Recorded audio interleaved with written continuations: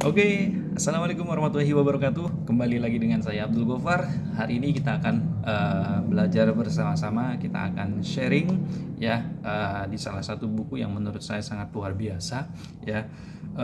Jadi sebenarnya ini sesuatu hal yang basic ya, tapi ini sangat bermanfaat untuk kita sebagai seorang penjual ya, atau bisa dikatakan sebagai seorang sales atau sebagai seorang marketing ya.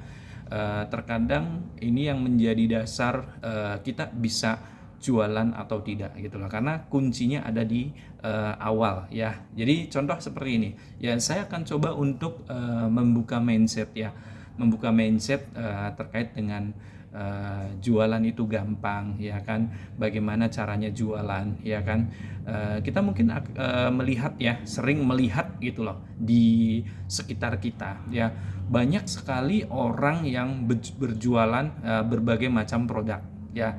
Pernahkah kita berpikir mereka itu laku tidak sih ya kan, ada yang beli atau tidak sih ya kan. Nah itu kadang kita pernah terlintas di pikiran kita seperti itu ya, bahkan sampai ke hal yang terkecil, atau misalkan produk yang menurut kita ini produk apaan sih gitu loh ya kan, produk ini apakah ada yang beli atau tidak sih.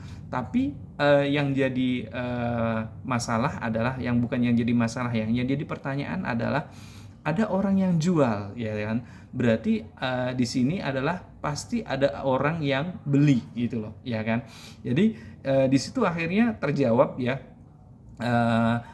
kalau misalkan kita jual sesuatu ya, jangan pernah kita berpikir ada yang beli atau tidak ya, itu kuncinya ya.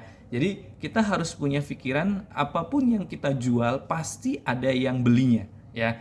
Jadi cuman nanti segmentasi pasarnya pasti nanti akan beda-beda ya. Nah, oke, kita akan kembali lagi ke materi intinya adalah, misal contoh kita produk kita adalah TV ya kan. Pasti TV ini semua orang butuh TV, semua orang pasti pengen beli TV ya, berarti segmentasi pasarnya jelas ada dan besar ya kan. Terus yang kedua, misalkan kita contoh kasusnya adalah produk kita misalkan di properti ya kan. Nah di properti ini kita bisa terbagi dalam berbagai segmentasi ya. Mungkin di sini ada yang segmentasi subsidi, ada yang segmentasi komersil. Yang subsidi juga mungkin sama ya kan.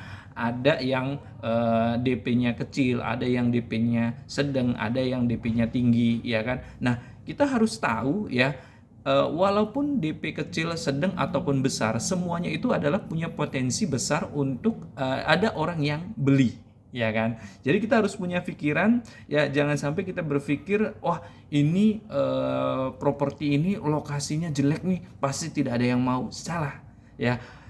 Buang persepsi itu jauh-jauh ya. Dimanapun lokasinya, pada saat memang itu kita tonjolkan untuk kita buka untuk dijual ya, pasti nanti akan ada orang yang datang, pasti ada orang yang beli. Nah tergantung dari kitanya ya kan, tergantung dari kitanya bagaimana perlakuan kita kepada produk yang kita jual ini ya kan.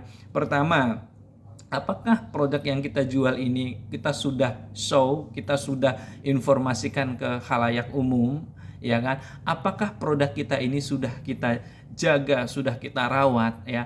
Apakah produk kita ini sudah kita supporting informasinya secara offline, misalkan semacam umbul-umbul ya kan, terus expander dan lain-lain. Nah ini semua ini ya, komposisi ini apakah sudah kita lakukan atau belum ya. Pada saat sudah kita melakukannya ya, sudah kita maksimal ya, kita tinggal ikhtiar, kita tinggal nunggu, tinggal berdoa, pasti ada orang yang beli ya kan ya. Jadi kita jangan pesimis ya, jangan punya berpikiran wah saya susah nih untuk menjual properti ini karena lokasinya jauh, saya susah nih karena terima kunci atau DP-nya tinggi ya kan, susah nih karena model rumahnya jelek. Jangan punya pikiran seperti itu ya.